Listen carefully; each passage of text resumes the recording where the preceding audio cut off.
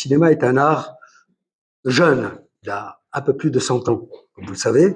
Ça, je l'apprendrai à personne. Donc ce cinéma a débuté avec les frères Louis Lumière en France et il s'est développé de manière extraordinaire entre 1904 et 1930 à l'Albatros. Donc l'Albatros est un lieu incontournable dans le développement du cinéma français et dans le cinéma mondial. À 2 reprises, les fameuses guerres napoléoniennes, dont Tolstoï restitue la fresque dans Guerre et paix, magnifiquement vrai, et la deuxième guerre qui a confronté la France et la Russie, ça a été la guerre de Crimée, avec le fameux siège de Sébastopol.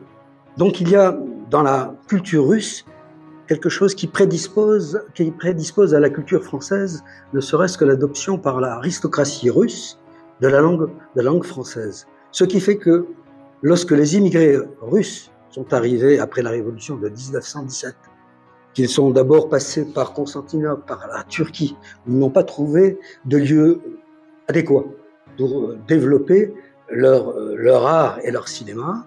Ils sont venus, ils ont pris le bateau, le fameux bateau Albatros, ils sont arrivés en France et ils ont atterri à Montreuil, dans une banlieue complètement délaissée, et existait à cette époque-là le studio, non pas des studios de tournage, qui étaient les studios Pathé, et donc c'est à partir donc de 1922 que s'est développée la société Albatros, la société de production Albatros, dont on va fêter cette année le centenaire.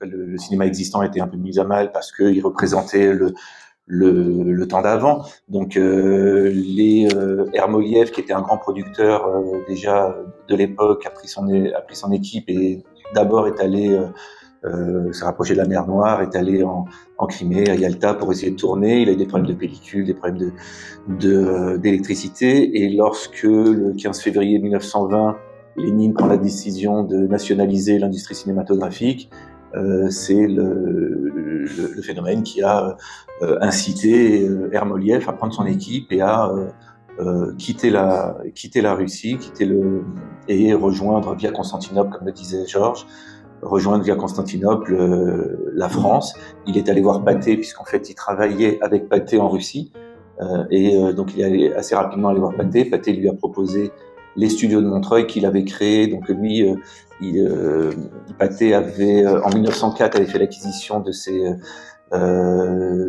anciennes écuries, qui étaient pour faire une annexe en fait de son studio qu'il avait à Vincennes. Il est venu à Montreuil pour concurrencer Méliès. Il y avait une concurrence entre Méliès et Pathé. En mars 1920, Ermoliev et tout son studio occupe ce lieu, ces anciennes écuries de Montreuil.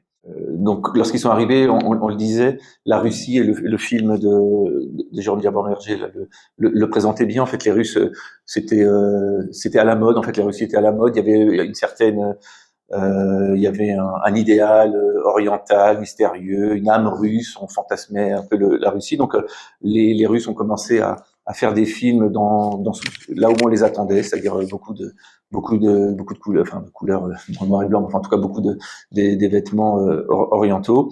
Voilà, les premiers films ont été de grands succès. Voilà, c'était plein d'émigrés qui couchaient dans les loges parce qu'ils ne savaient pas où aller. C'était bourré de gens très bien, ex-fonctionnaires, des avocats, des médecins. Le tailleur et raccommodeur était général tsariste, le cuisinier un pauvre, le chef machiniste un colonel cosaque, l'électricien un prof de physique à l'université de Moscou. Tout cela parlait russe. Toute la féerie du lieu, quand on voyait le lieu de l'extérieur, ça semblait vraiment tout lieu.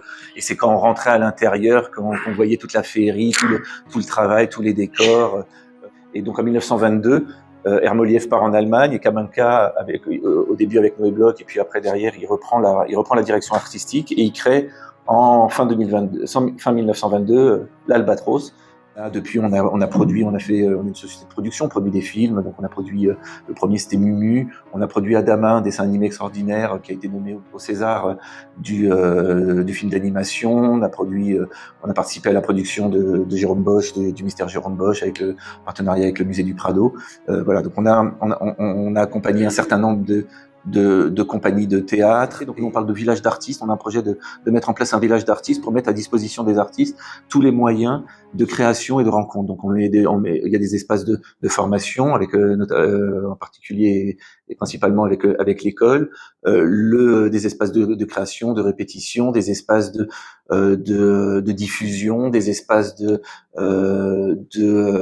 convivialité pour être en capacité pour que les gens discutent et se rencontrent, et des espaces d'hébergement. On héberge aussi les gens pour pouvoir vivre vraiment cette idée de village d'artistes.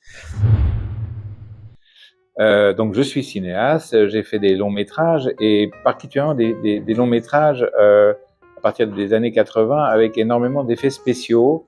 Voilà, parce que je considère en effet que la magie du cinéma, comme Méliès nous l'avait montré, c'est en grande partie le fait de pouvoir fabriquer des images à partir de rien. Mon grand-père, Henri Diamant-Berger, était un grand cinéaste qui a fait énormément de films à l'époque du muet. Il a réalisé et produit une centaine de films. Lucien Chemla m'a hooké, voilà.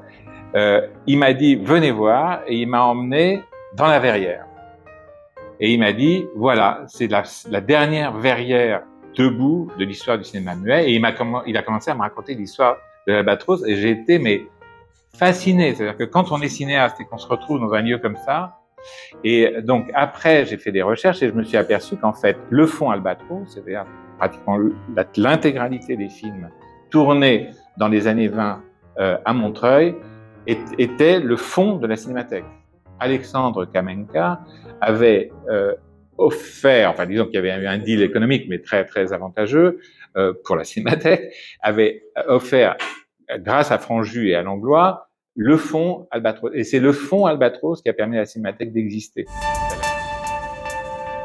Et je n'ai fait que de courts séjours sur la Côte d'Azur. Mais je n'ai pas eu besoin d'apprendre à vous connaître. Il m'a suffi de vous reconnaître.